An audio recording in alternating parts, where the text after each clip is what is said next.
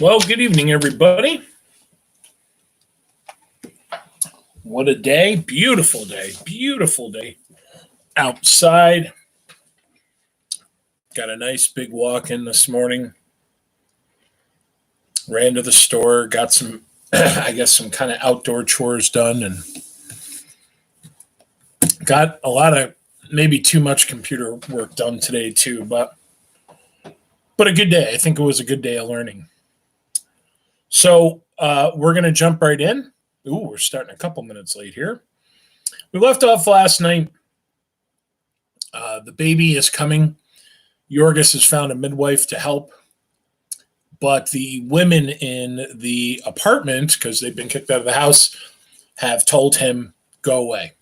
So he goes to a saloon, and the guy gives him a bottle of alcohol and lets him eat.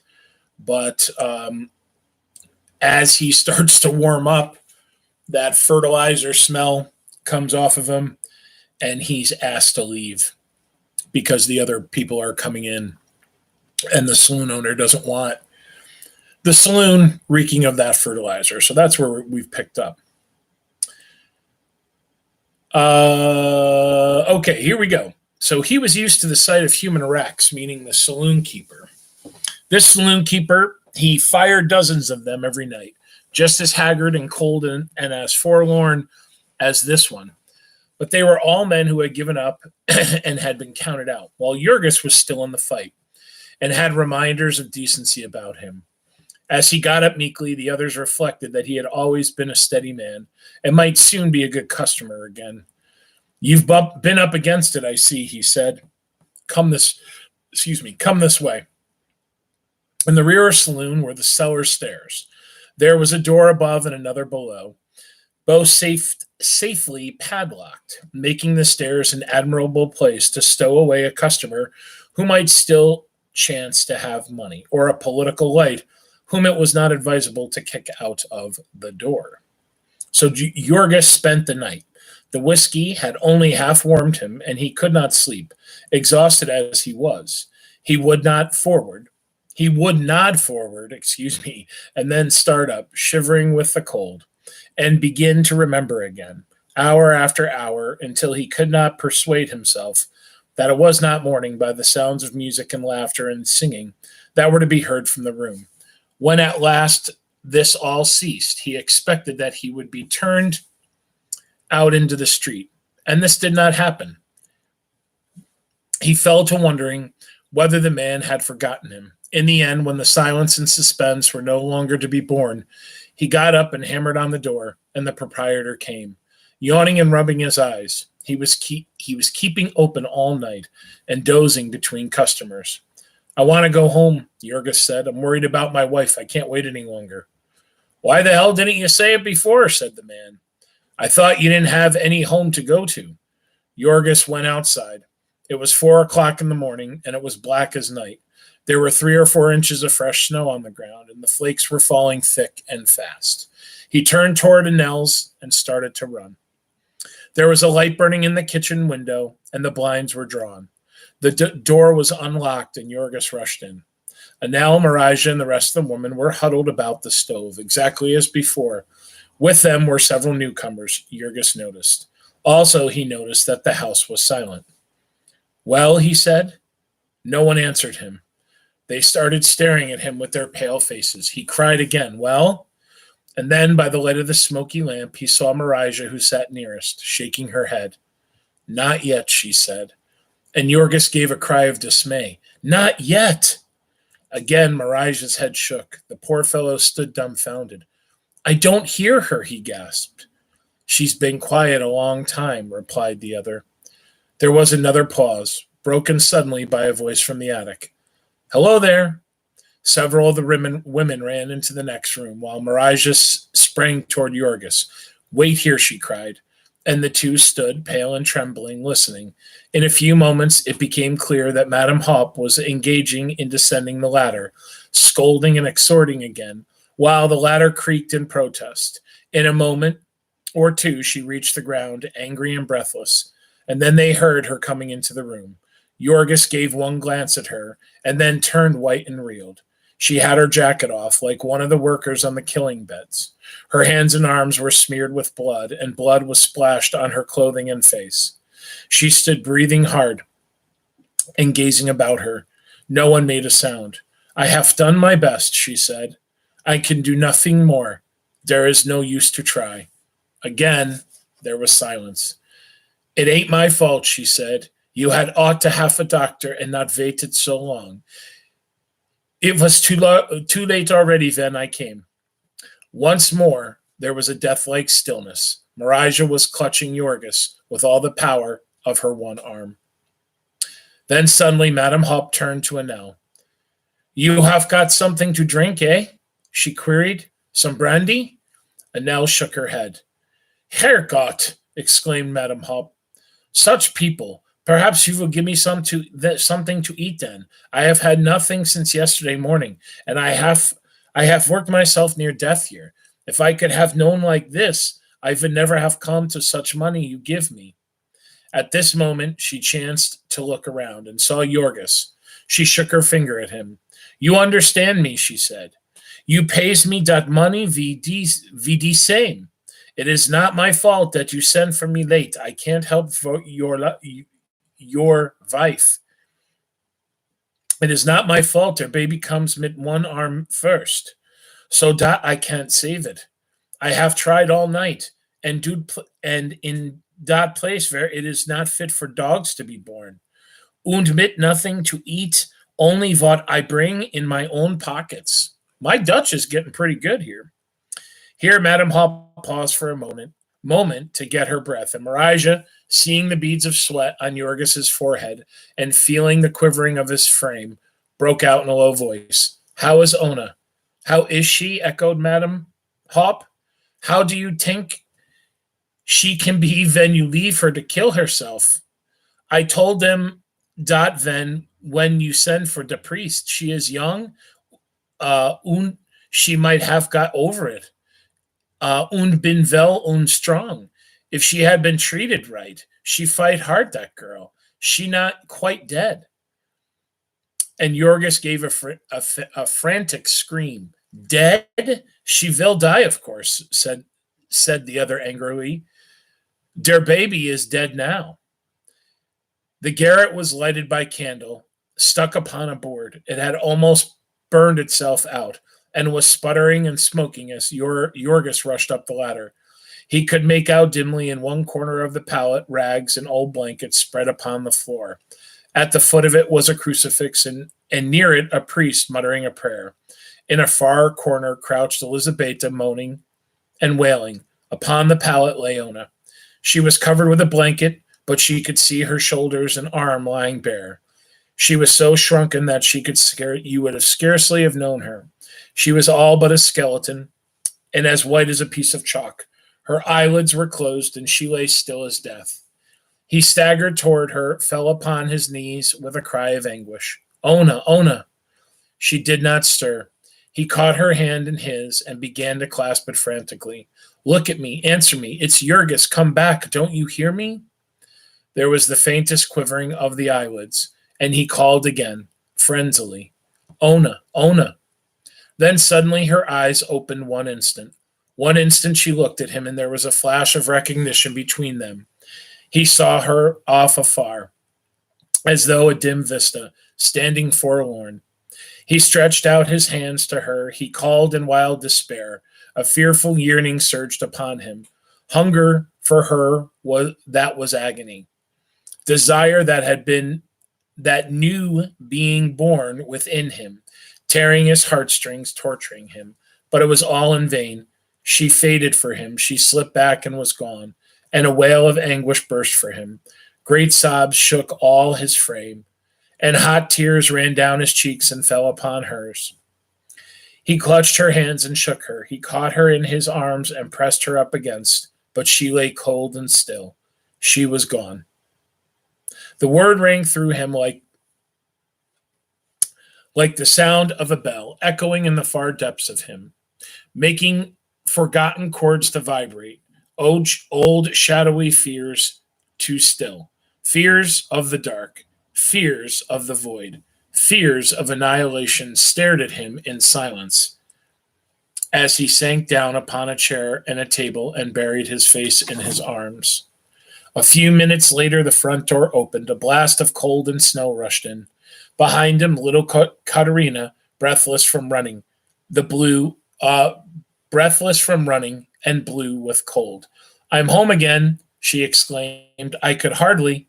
And then, seeing Jurgis, she stopped with exclamation. Looking from one another, she saw something had happened, and she asked, "What's the matter?" Before anyone could reply, Jurgis stared up.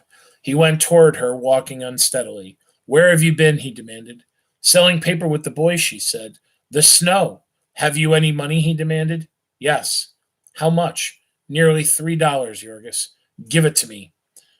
Katerina, frightened by his manner, glanced at the others. "Give it to me," he commanded. She put her hand in her pocket, pulled out lumps of coins, and tied to a bit of a rag. Jurgis took it without a word and went out of the door and down the street. 3 doors away was a saloon. "Whiskey," he said as he entered, and as the man pushed him some, he tore at the rag with his teeth and pulled out $50. "How much is the bottle?" he said. "I want to get drunk." Oh boy. Chapter 20. We're moving along here. We're moving along. Still not the cheeriest book I've ever read, we've ever read, you've ever read. But I don't know how much farther, how lower we can get, or how lower this family can get. But a big man cannot stay drunk very long on $3. It was Sunday morning, and Monday night Jurgis came home, sober and sick, realizing that he had spent every cent the family owned, and had not brought a single instant's forgetfulness with it. Ona was not yet buried, but the police had been notified, and on the morrow they would put the body in a pine coffin and take it to Potter's Field. Elizabeta was out begging now, a few pennies from each of the neighbors to get enough to pay for a mass for her, and the children were upstairs starving to death, while he, good-for-nothing rascal, had been spending their money on drink. So spoke Annelle scornfully, and when he started toward the fire, she had added the information that her kitchen was no longer for him to fill with his phosphate stinks. She had crowded all of her boarders into one room on Ona's account, but now he could go up in the garret where he belonged, and not there much longer either, if he did not pay her some rent. Jurgis went without a word, and stepping over half a dozen sleeping boarders into the next room, he ascended the ladder. It was dark above. They could not afford any light. Also, it was nearly as cold as the outdoors. In a corner far away far away from the corpse as possible, sat Marija, holding little Antanas in her one good arm and trying to soothe him to sleep. In another corner crouched poor little Josipas, wailing because he had had nothing to eat all day. Marija did not say a word to Jurgis. He crept in like a whipped cur and went and sat down by the body. Perhaps he ought to have meditated upon the hunger of the children and upon his own baseness, but he thought only of Ona. He gave himself up again to the luxury of grief. He shed no tears, being ashamed to make a sound. He sat motionless and shuddering with his anguish. He had never dreamed how much he loved Ona until she was gone. Until now that she sat here, knowing that on the morrow they would take her away, and that he would never lay eyes upon her again. Never all of the days of his life. His old love, which had been starved to death, beaten to death, awoken in him again. The floodgates of memory were lifted. He saw all of their life together, saw her as he had seen her in Lithuania on the first day at the fair, beautiful as the flowers, singing like a bird. He saw her as he married her, with all her tenderness, with her heart of wonder. The very words she had spoken seemed to ring now in his ears, the tears she had shed to be wet upon his cheek. The long, cruel battle with misery and hunger had hardened and emitted him. But it had not changed her. She had been the same hungry soul to the end, stretching out her arms to him, pleading with him, begging him for love and tenderness. And she had suffered.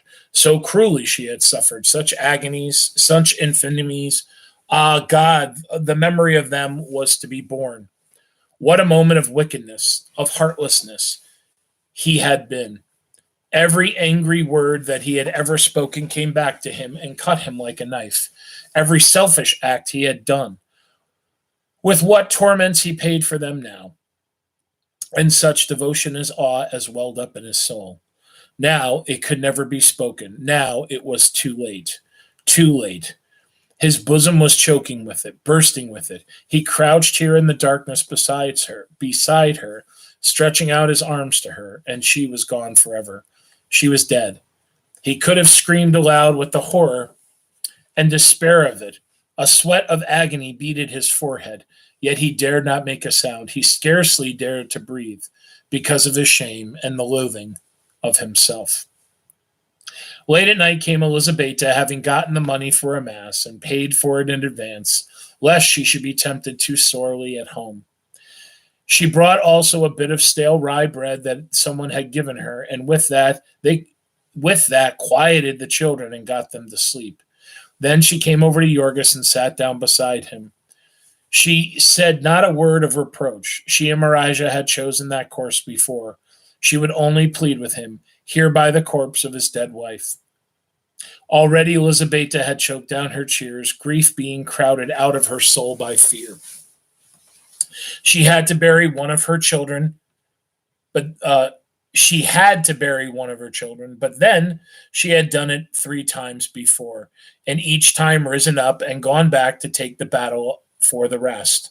Elizabetta was one of the primitive creatures, like an angle worm, which goes on living through being cut in half.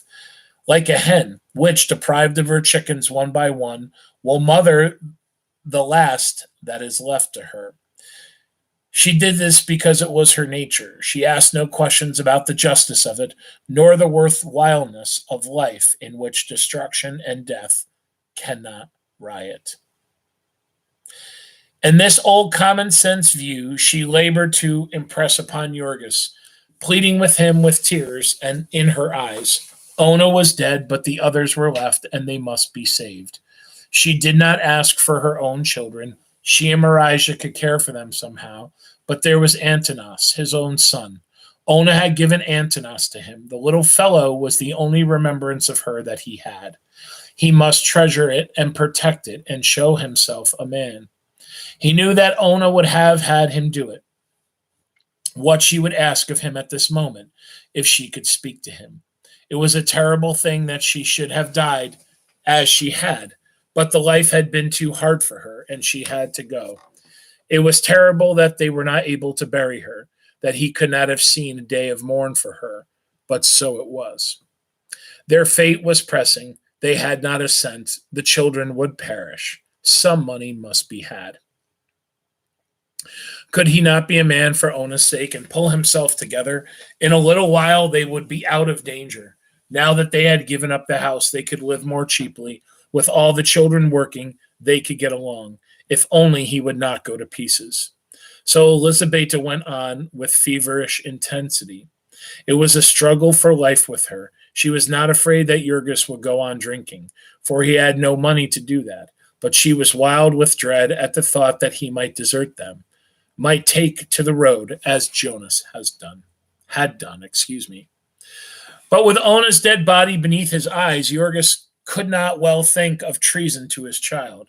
Yes, he said, he would try for the sake of Antanas. He would give the little fellow his chance.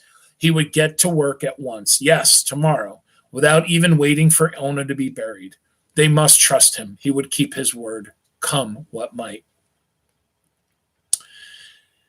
And so he was out before daylight the next morning, headache, heartache, and all. He went straight to Graham's fertilizer mill to see if he could get his job back.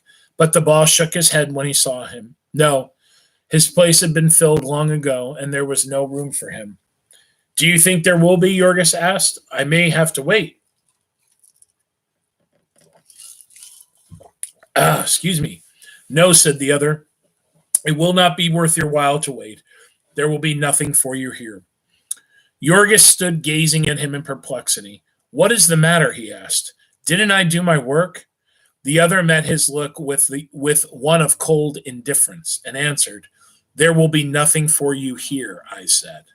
Yeesh. Jurgis had his suspicions as to the dreadful meaning of that incident, and he went away with a sinking in his heart. He went and took his stand with the mob of the hungry wretches that were standing about in the snow before the time station. Here he stayed, breakfastless, for 2 hours until the throng was driven away by the clubs of police. There was no work for him that day. Jurgis had made a good many acquaintances in his long services at the yard. There were saloon keepers who would trust him for a drink and a sandwich, and members of his old union who would lend him a dime in a pinch. It was not a question of life and death for him. Therefore, he might hunt all day and come again on the morrow and try to hang on thus for weeks, like hundreds and thousands of others. Meantime, Elizabetta would go and beg over in the Hyde Park district, and the children would bring home enough money to pacify Annelle and keep them all alive. It was at the end of the week of this sort of waiting, roaming about in the bitter winds or loafing in saloons, that Jurgis stumbled on a chance in one of the cellars of Jonas' big packing plant. He saw a foreman passing an open doorway and hailed him for a job. Push a truck? Inquired the man, and Jurgis answered, Yes, sir, before the words were out of his mouth. What's your name? Demanded the other. Jurgis Rudkus. Worked in the yards before? Yes. Where? 2 places, Brown's Killing Beds and Durham's Fertilizer Mill. Why'd you leave there? The first time I had an accident. The last time I was set up for a month. I see. Well, I'll give you a trial. Come early tomorrow and ask for Mr. Thomas. So Jurgis rushed home with wild tidings that he had had a job, and the terrible siege was over. The remnants of the family had quite a celebration that night, and in the morning, Jurgis was at the place a half hour before the time of opening. The foreman came in shortly afterwards, and when he saw Jurgis, he frowned. Oh, I promised you a job, didn't I? Yes, sir. Well, I'm sorry, but I made a mistake. I can't use you. Jurgis stared, dumbfounded. What's the matter? Nothing, said the man. Only I can't use you. There was the same cold, hostile stare that had come from the boss at the fertilizer mill. He knew there was no use in saying a word. He turned and went away. Out in the saloons, the men could tell him all about the meaning of it.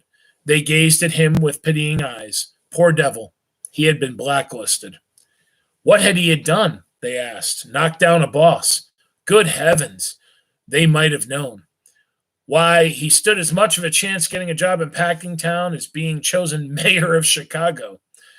Why had he wasted his time hunting? They had him on a secret list in every office, big and little, in the place. They had his name by this time in St. Louis and New York and Omaha and Boston and Kansas City and St. Joseph. He was condemned and sentenced without trial and without appeal. He could never work for the Packers again. He could not even clean cattle pens or drive a truck in any place where they controlled. He might try it if he chose, as hundreds had tried, found out for themselves. He would never be told anything about it. He would never get any more satisfaction than he had gotten just now. But he would always find, when the time came, that he was not needed. It would not do for him to give any other name either. They had company spotters just for that purpose, and he wouldn't keep a job in Packingtown 3 days. It was worth a fortune to the Packers to keep the blacklist effective as a warning to the men and a means of keeping down union agitation and political dissent. So, we had talked about this in class, but we talked about it when it came to the railroads.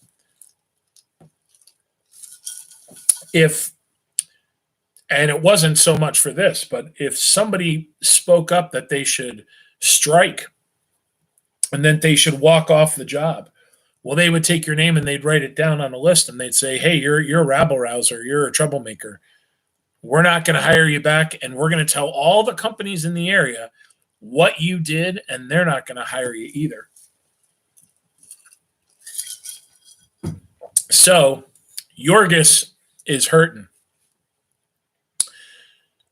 Jurgis went home carrying these new tidings to the family council. It was a most cruel thing. Here in this district was his home, such as it was, the place he had to turn to, and the friends he knew. And now every possibility of employment was now closed to him. It was nothing in Packingtown but packing houses, and so it was the same thing as evicting him from the house. He and the two women spent all day and a half discussing it. It would be convenient downtown to the children's place of work, but when Marija was on the road to recovery and had hopes of getting a job in the yards, and though she did not see her old-time lover once a month because of the misery of their state, yet she could not make up her mind to go away and give him up forever. Then, too, Elizabeth had heard something about a chance to scrub floors in Durham's offices and was waiting every day for word. In the end, it was decided that Jurgis should go downtown to strike out for himself. They would decide after he got a job. As there was no one from whom he could borrow there, and he dared not beg for fear of being arrested, it was arranged that every day he should meet one of the children and be given 15 cents of their earnings, upon which he could keep going. Then all day he was to pace the streets with hundreds of thousands of other homeless wretches, inquiring at stores, warehouses, and factories for a chance. And at night he was to crawl into some doorway or underneath a truck and hide there until midnight, when he could get into one of the station houses, spread a newspaper upon the floor, and lie down in the midst of the throng of bums and beggars, reeking with alcohol and tobacco, and filthy with vermin and disease. So for 2 weeks more, Jurgis fought with the demon of despair. Once he got a chance to load a truck for half a day, and again he carried an old woman's valise and was given a quarter. This led him into a lodging house on several nights when he might otherwise have frozen to death. It also gave him a chance now and then to buy a newspaper in the morning and hunt for jobs, while his rivals were watching and waiting for a paper to be thrown away. This, however, was really not advantage as it seemed, for the newspaper advertisements were a cause of much of the precious time and of many weary journeys. A full half of these were fakes put in by the endless variety of establishment which preyed upon the helpless ignorance of the unemployed. If Jurgis lost only his time, it was because he had nothing else to lose. Whenever a smooth-tongued agent would tell him of a wonderful position he had, he could only shake his head sorrowfully and say that he had only the necessary dollar to deposit. When it was explained to him what big money he and his family could make by coloring photographs, he could only promise to come in again when he had $2 to invest in the outfit. Ah, this is interesting. So some of these jobs that are available, you have to pay to get the job. This is how the place is getting the capital to keep the business going. Very, very interesting.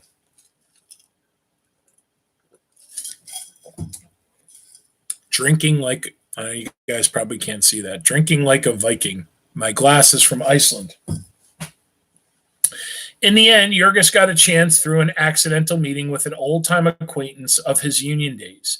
He met this man on his way to work in the giant factories of the Harvester Trust, and his friend told him to come along and he would speak a good word for him to his boss, whom he knew very well. So Jurgis trudged 4 or 5 miles and passed through a waiting throng of unemployed at the gate under the escort of his friend. His knees nearly gave way when the foreman, after looking him over and questioning him, told him that he could find an opening for him. How much this accident meant to Jurgis was realized only by stages, for he found that the harvester works were the sort of place to which philanthropists and reformers pointed with pride. It had some thought for its employees. Its workshops were big and roomy. It provided a restaurant where the workmen could buy good food at cost, and even a reading room and decent places where its girl hands could rest. Also, the work was free from many of the elements of filth and repulsiveness that prevailed in the stockyards. Day after day, Jurgis discovered these things never expected nor dreamed by him, until this new place came to seem a kind of heaven to him. Let's finish up this page. It was an enormous establishment covering 160 acres of ground, employing 5,000 people and turning out 3,000 machines a year, a good part of the harvesting and mowing machines used in the country. Jurgis saw very little of it, of course, as it was specialized work, the same as the stockyards. Each one of the hundreds of the parts of the mowing machine was made separately and sometimes handled by hundreds of men. Where Jurgis worked, there was a machine which cut and stamped a certain piece of steel about 2 inches square in size.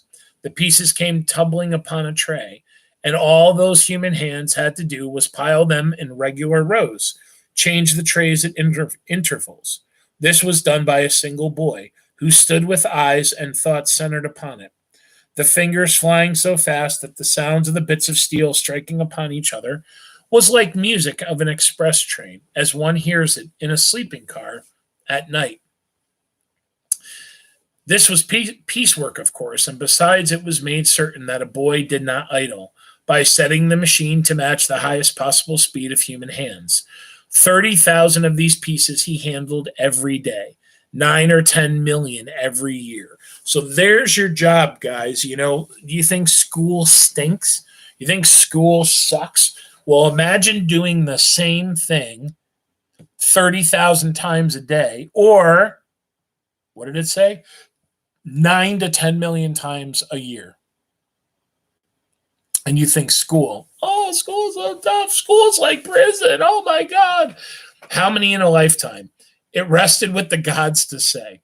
Nearby him, men sat bending over whirling grindstones, putting the finishing touches to the steel knives of the reaper, picking them out of a basket with the right hand, pressing first one side and then the other against the stone, and finally dropping them with the left hand into another basket. One of these men told Jurgis that he had sharpened 3,000 pieces of steel a day for 13 years. In the next room were wonderful machines that ate up long steel rods by slow stages, cutting them off, seizing the pieces, stamping heads upon them, grinding them and polishing them, threading them, and then finally dropping them into a basket, all ready to bolt the harvesters together. From yet another machine came tens of thousands of steel burrs to fit upon these bolts. In other places, all of these various parts were dipped through troughs of paint and hung out to dry, then slid along on a trolley to a room where men streaked them with red and yellow so that they might look cheerful in the harvest fields. All right, we'll stop there. I guess I did an extra page and a half. Hey, guess what? Things are getting better, though. Page 241. Jurgis has a job. Jurgis is making some money. So I want to tell you guys that I had an outstanding opportunity, and I don't know if I told you that I had that I was about to do it, but last week, PBS, the Public Broadcasting System, which is what is it in the Capital District? WMHT.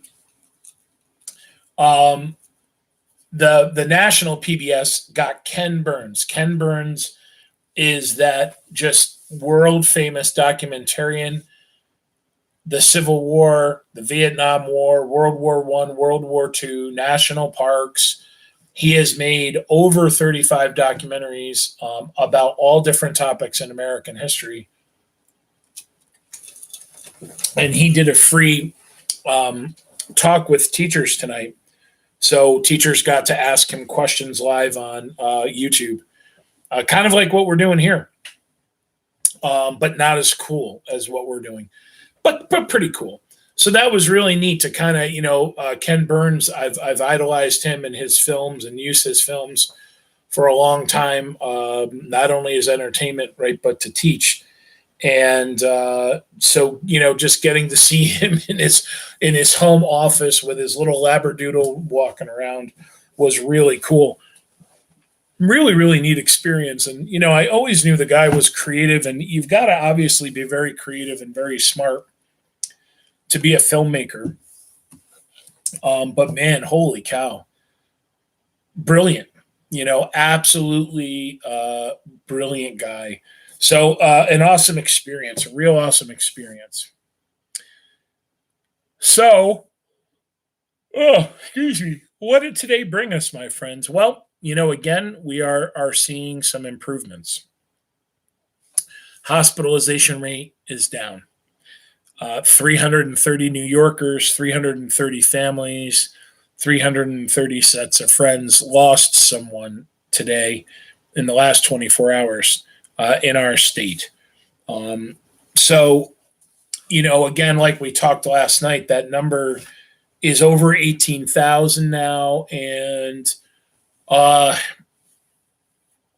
that means, and we talked last night, and they keep this, they seem to keep upping it a little bit as they're doing more research, that we maybe lost like another 5,200 New Yorkers. So that number may be well over 20,000 people, because probably people were dying of coronavirus, excuse me, before we really knew they were dying of coronavirus. So, Governor Cuomo, our governor, has really taken on he's become a very emotional person during these press conferences. And I strongly encourage you I'm very happy to give you the news every night. And I'm going to continue to give you the news every night. But watching him, he's really become a different guy. And he's continuing to say that we'll recover the economy. Yes, the economy is important, but he wants to try to save every single New Yorker that he possibly or we possibly can. So he just doesn't seem right now willing to trade one life for, opening up the Adirondacks to people to visit. So, we will see what comes of that. So, the thing he talked about today is he said that, American politics has become theater. We've got to stop it. It's got to be about facts. Right now, we've got to drive what we are doing on facts. Last night we went over, phase 1 and phase 2. Nothing's changed. Now they're just calling it the 12-point plan or something like that, right? But it's still these two phases of reopening, and we know what they're going to be. He also said today that by the end of the week, he's going to make the final decision about schools across the state. So, I think everybody's bracing for impact that on Friday he's going to say schools are closed for the year. So, that's the prediction. And I think it's a pretty likely prediction. I was even talking to my dad about this. How could we reopen and socially distance, right? We know that these 6-foot socially distance rules are going to be in effect for a while. So how are we going to have class? How's everybody going to be 6 feet? Again, and I brought this up, think about cafeteria B. Think about everybody having to be 6 feet apart. Who's going to maintain that? Think about how crazy it is by the library when classes change. 5th period, 6th period, 7th period going into 8, 9. It's like Grand Central Station right there at the library.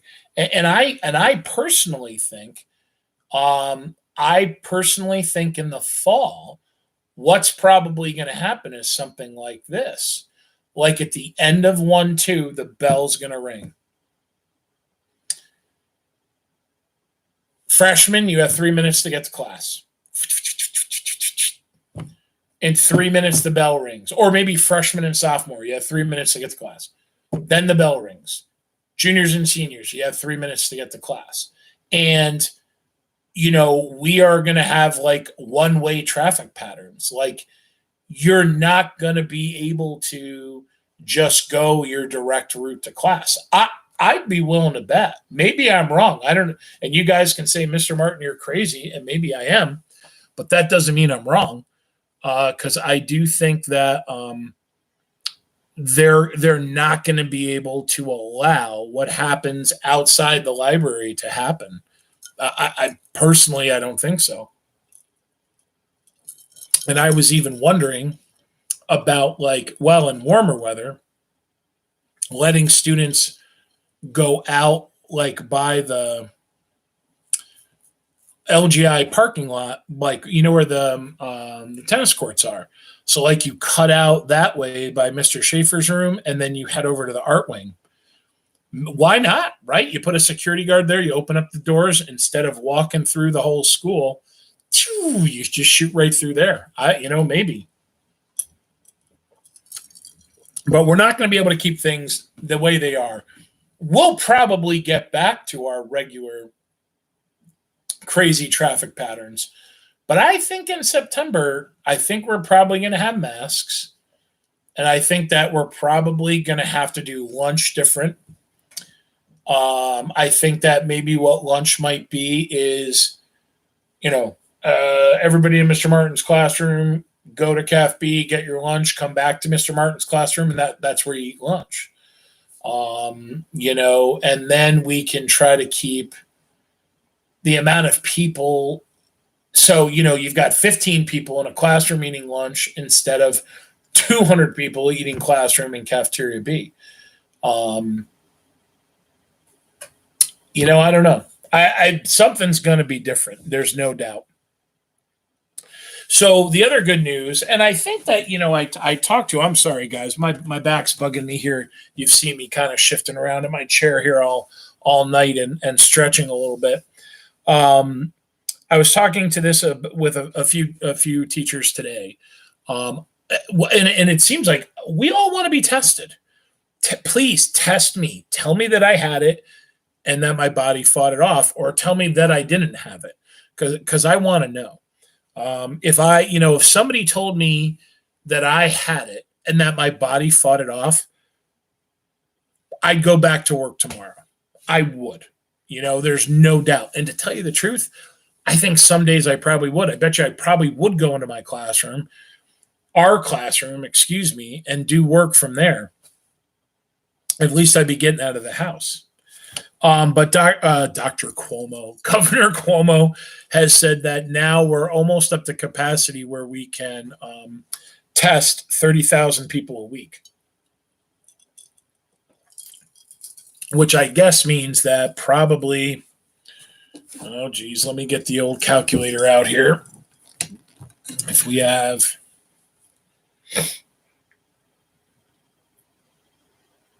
19.5 there divided by, so that would take a while. That would take, wait a minute, I did that wrong. Sorry. Let's see here. There we go.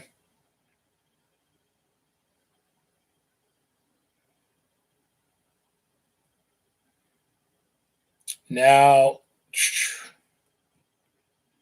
so that would take us about 13 months. Sorry, I was focused on the calculator. So that would take us if we were doing 30,000 tests a week, it would take us 13 to 14 months.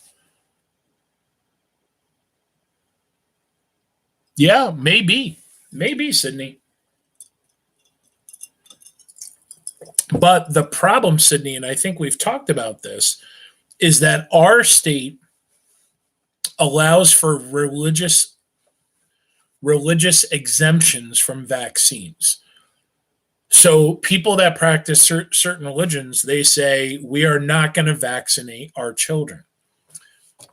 God is going to protect our children. And I'm not saying that in a joking way. That's what some people believe. And our state says, okay, you don't have to get vaccinated. And there are people that don't like that, right? There are people that say, hells no, everybody needs to get vaccinated. So I guess the point is that even if we had a vaccine, there are going to be people that are not going to get the vaccination. And, not everybody has health insurance, so not everybody is going to be able to afford to get the blood test. I think is it a blood test or it's a swab? Maybe it's a swab. Now that I'm thinking about it, I don't think it is a blood test. But it costs money.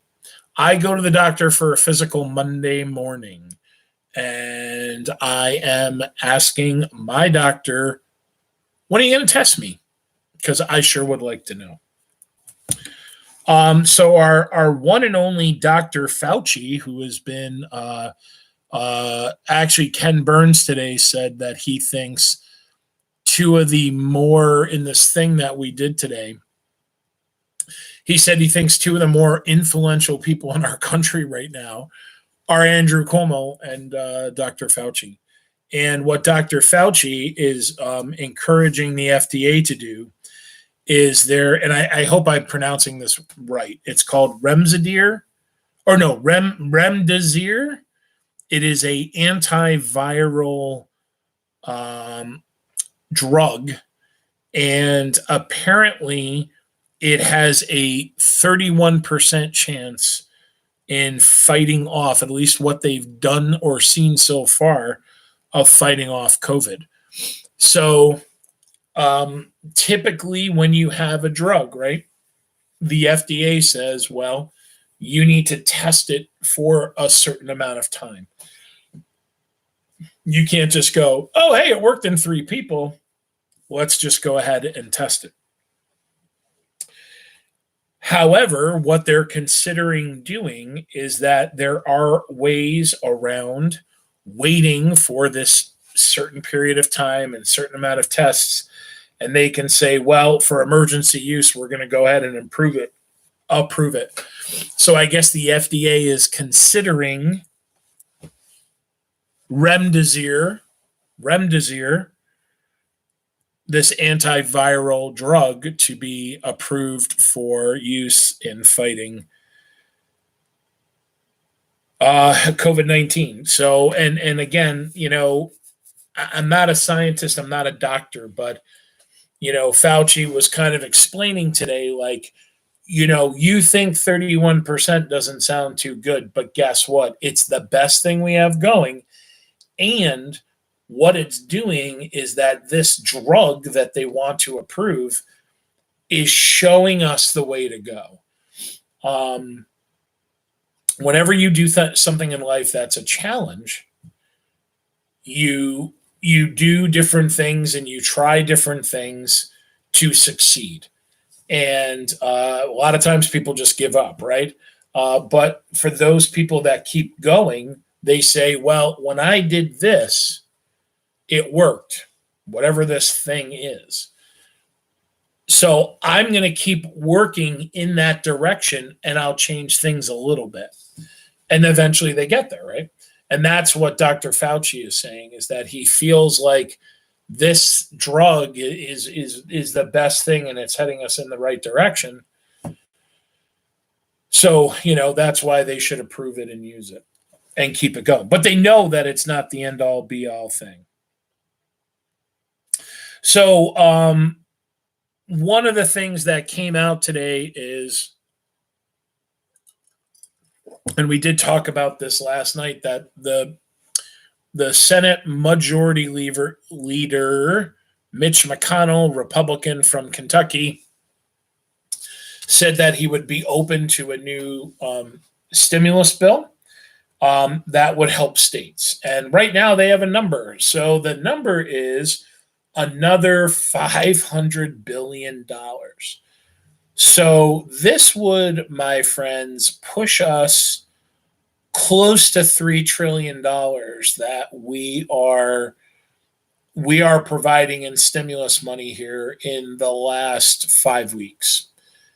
That's a lot of cheddar, right? That's a lot of money that is being borrowed and allocated to get the economy rolling here and keep it. It's not even to get the economy rolling; it's to keep the economy afloat.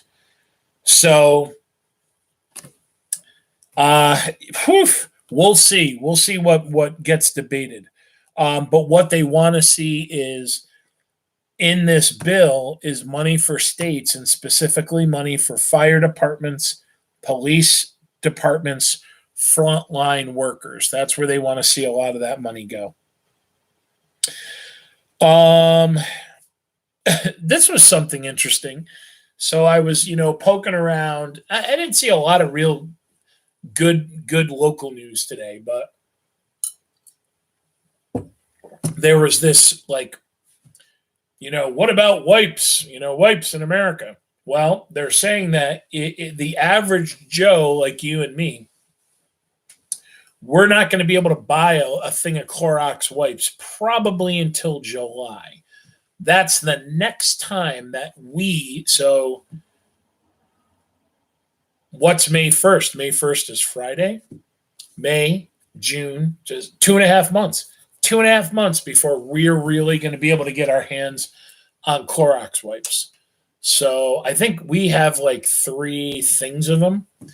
And I have spray bottles of cleaner and these things called paper towels. So I'm not overly worried about it. I think we'll survive as a nation. We'll survive as a family without having the wipes. But man, there are people that they go through a container of those wipes every 2 days.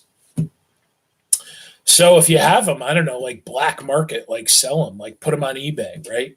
I got some street quality Clorox wipes here, people. I'll sell them to you for $100 for a thing. I guess in some states they're actually not letting them be sold to people like you and I. They're being gobbled up and they're being sent to hospitals and places that need them, police departments, fire departments, emergency departments and stuff like that. So I guess some of the bad news today for the world, but maybe not for us, is that Germany had started to back down and lax some of its stay-at-home orders and started to open things up, and they almost immediately saw a jump in cases. So, it might not be that bad, right? Because hopefully we're going to communicate. Hopefully we're going to communicate with Germany, or at least our scientists, and say, what'd you do wrong? Or not necessarily what'd you do wrong, but now looking back, where did you go wrong? What can you learn from it? Well, we opened up this too quick. Right. Aha. Okay, we got it. So, we still have about 2 weeks until May 15th, and when we start to slowly open things up. So hopefully, as other states and other countries open things up, we will learn from their mistakes. Hopefully, we'll learn from their mistakes. So it may not be a bad thing that Germany is having. I mean, it's a bad thing for them, but it may not mean that it's going to slow us down. Oh, okay. So the other thing is that the Donald has said that what's going to happen now across the country is that federal guidelines for social distancing are about to expire. And it looks like he is not going to extend them. So, what's going to happen is that people are going to, I think he had pushed things out until April 30th. And it looks like he's not going to, not going to continue any more federal guidelines, which means that it's really just going to come up to the state. The state is going to have to be the real determining factor. And what president, governor, doctor, I've called him everything, Sir Dr. President Mr. Cuomo, our Governor Cuomo has said is that we need to work with the other states. We can't be these, what did he call them?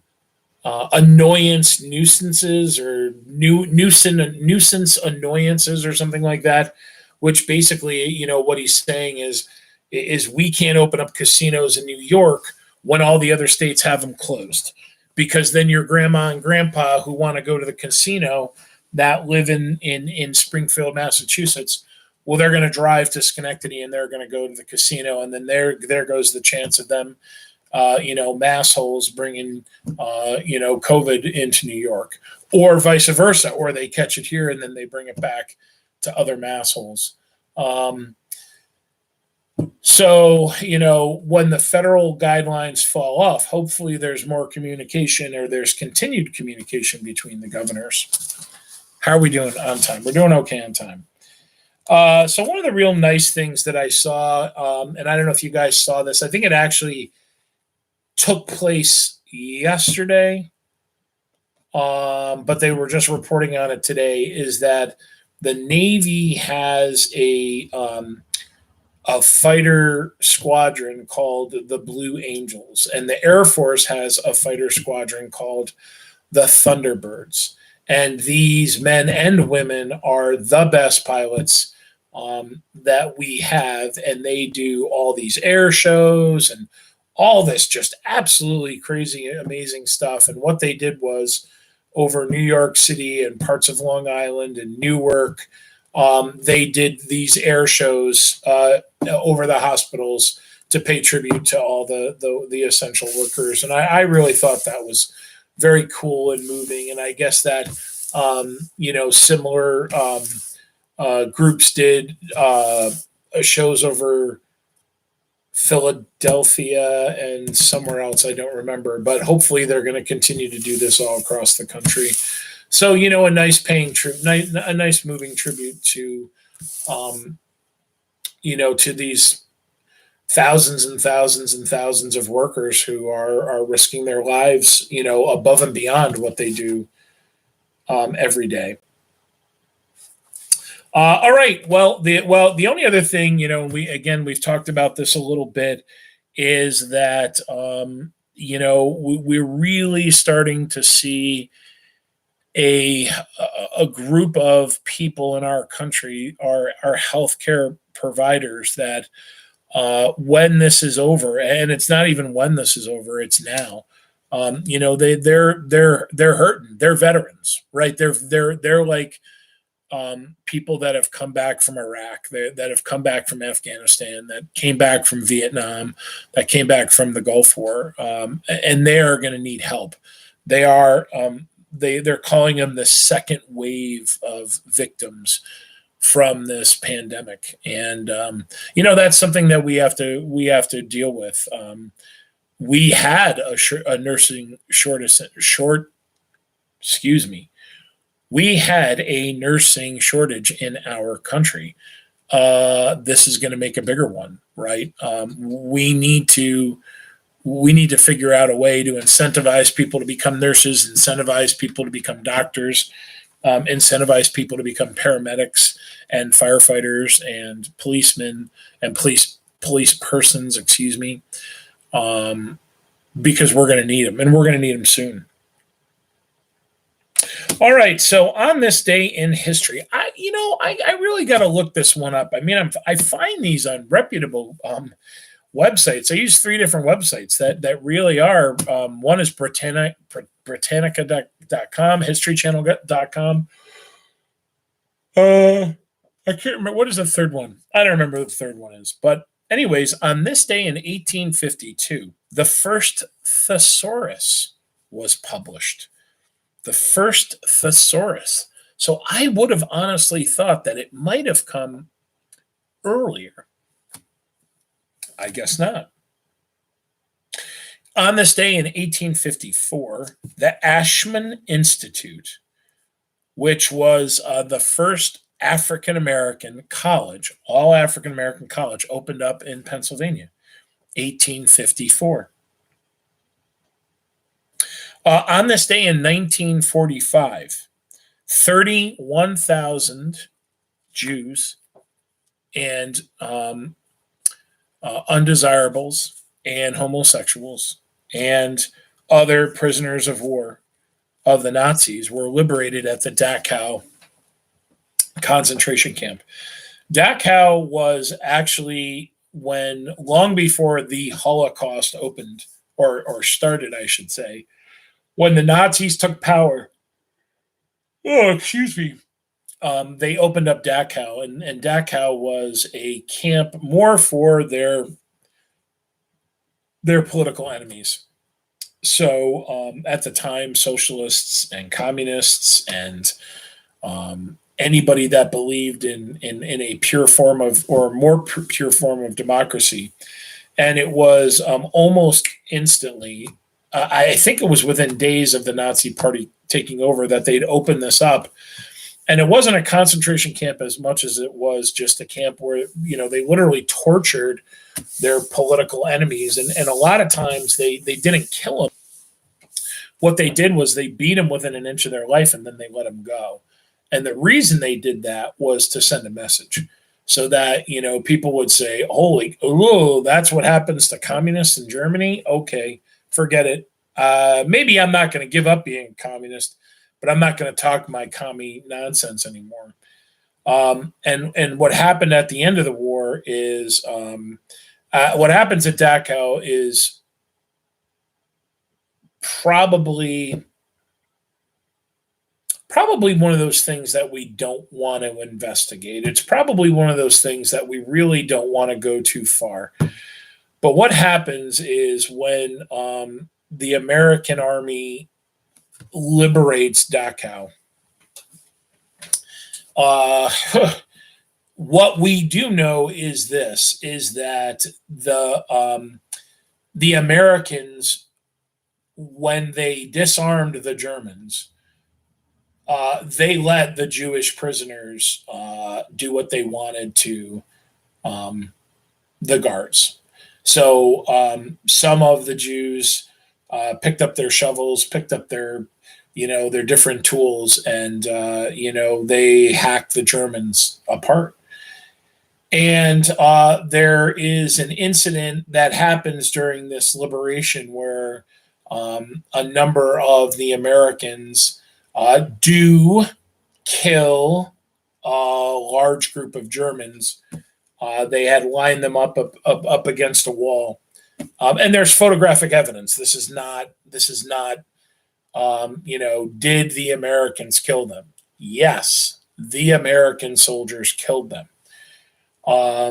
But how it was initiated is what is still a big question mark. So what a lot of the American soldiers later testified was that the Germans tried to rush them and that they were defending themselves. But what a lot of people believe today, if you look at the photographic evidence, because the way if the Germans were rushing the Americans, they would have fallen, even if they were shot, they would have fallen down this way, right? They're running this way, they would have been shot and they would have fallen down. Well, a lot of the Germans were found crumpled straight down.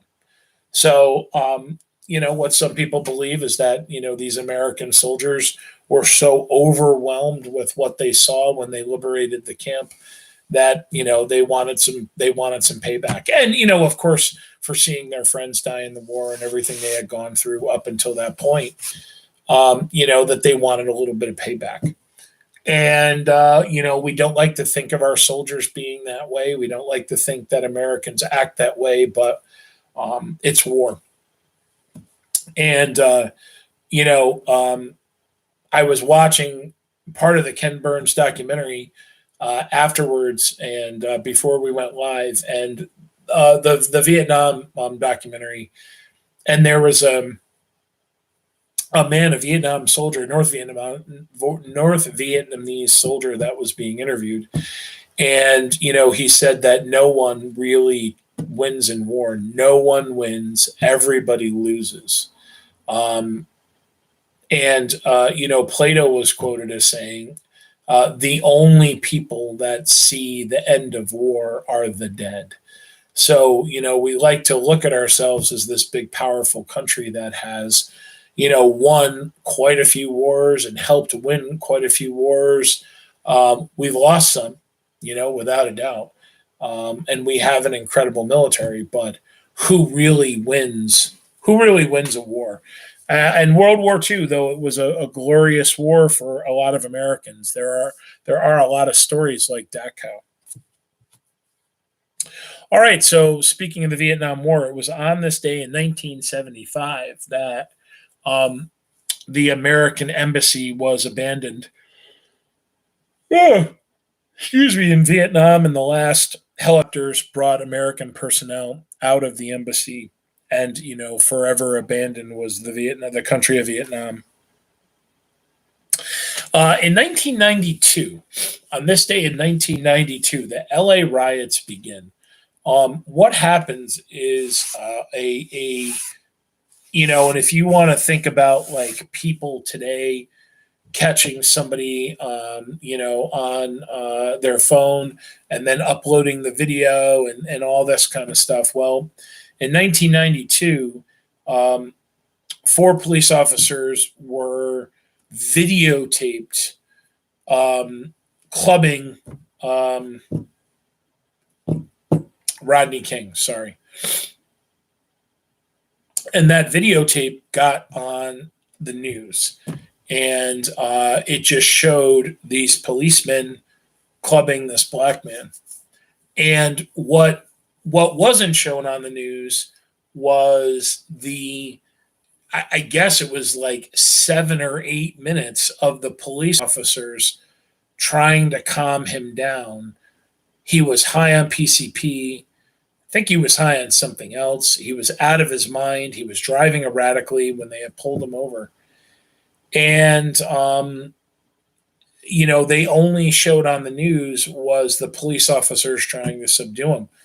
So what happened was on this day, the police officers were acquitted. They were let go. They said, well, they used the force, the physical force that they were granted as police officers, that they're, I shouldn't say granted, but allowed to use as police officers. And, LA went crazy. People died and stores were looted, and LA was destroyed. And it was Rodney King, interestingly enough, who finally came over the news. And I remember, him coming on and just saying, please, this has got to stop. We've got to stop this. But it was on this day that the riots begin because of the acquittal. And I read out of turn. Darn it. On this day in 1990, the last thing big topic we'll talk about is the Cold War. Well, the Cold War will end not on this day, but what happens is the Berlin Wall, which will separate East and West Berlin. These big wrecking balls start to smash down the walls, and all these East and West Berliners, all these Germans come out with their all their tools and hammers and sledgehammers and everything, and they start breaking apart the wall and partying like crazy for 30 something years, a little over 30 years. That wall had separated them, and it had separated generations, and now it was finally being broken down. And really not the official fall of communism, but I guess we could kind of say the symbolic fall of communism. So, my friends, I'm going to leave you with this. So, here is that book. I got it. I found it. Now I have 7 of them. Woohoo! But this is the first book in that series. I am number 4. And I really want to read this with you before the year's over. So the idea I had is this, is I think what I'm going to do is on Saturday, I'm going to record maybe 2 30-minute readings so that we'll do our show Friday. Then I'll record a couple readings on Saturday. That'll give you all day, and I'll do it early Saturday. That'll give you all day Saturday and all day Sunday to listen. And then by Sunday night, so that'll kind of help us, I guess, shoot ahead a little.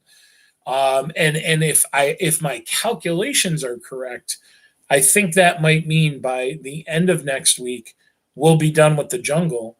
And then we can start I Am Number 4. I really want to read some fiction with you guys. And this book, I really think we should be able to crank through it pretty quick. And I know Mrs. Deanable was interested and excited about reading it. So let's do that. I'll do that on Saturday, and and even if you don't get a chance, I guess to catch up before I start the show on Sunday. I'll give a little bit of a recap or whatever, and if you didn't miss it, but anywho, good seeing you, my friends. Thank you for coming out and reading with me and sharing some time. And we're getting through it. Things are getting better. And guess what? You might see me on the morning show, the news show. I was recorded today by Mr. Chandler, interviewed, I should say. So pretty much I'm like the most famous person ever now, because I'm going to be on MHS TV News. So maybe you won't see me back in the fall because I'm going to be super famous, and little old Mohanniston is just going to be too small for me. Of course, I'm goofing around and being a jackass, but and being sarcastic. But yeah, so I guess tomorrow I'm going to be on the morning show. We did a fun little segment today, fun little interview. So check that out. But continue to run the marathon, my friends. Don't sprint. We'll get there. We're doing good. We're going to see the light at the end of the tunnel, and we're going to get through all this stuff together. I know we will. We're going to get through the jungle together, and we're going to get through I Am Number 4 together. And, one day we will see each other in person. I know we will. So with that, my friends, I miss you. Be good. Stay healthy, and I'll see you tomorrow night.